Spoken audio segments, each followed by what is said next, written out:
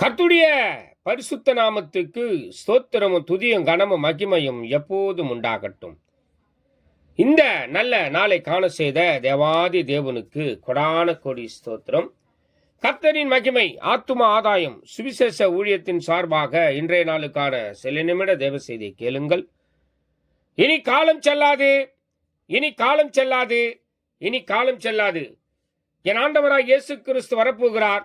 ஆயத்தமாயிருங்கள், ஆயத்தமாயிருங்கள். அநேகரை ஆயத்தப்படுத்தி ஆண்டவர் பக்கமாய் திருப்புங்கள்.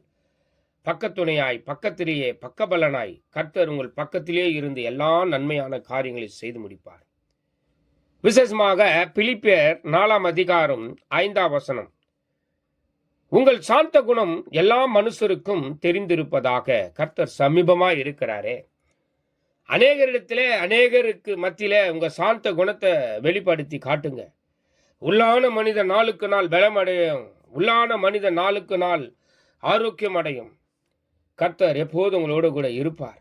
எல்லா மனுஷரோடும் சந்தோஷமாய் சமாதானமாய் இருக்கிறது மாத்திரமல்ல, உங்களுடைய எண்ணங்களையும் சாந்த குணத்தையும் வெளிப்படுத்தி காட்டுங்கள். கர்த்தர் உங்களோடு கூட இருக்கிறார். என் ஆண்டவராய் இயேசு கிறிஸ்து சொன்னார் மத்தேயு 5 அதிகாரம் 5 நான் சாந்தமும் மனத்தாழ்மையாய் இருக்கிறேன் என்று சொல்லி. பிரியமான தேவ ஜனமே, சாந்தம் என் ஆண்டவராக இயேசு கிறிஸ்து கற்றுக் கொடுத்ததை நிறைவேற்றுங்கள். பூமியிலே கர்த்தர் உங்களோடு கூட இருப்பார்.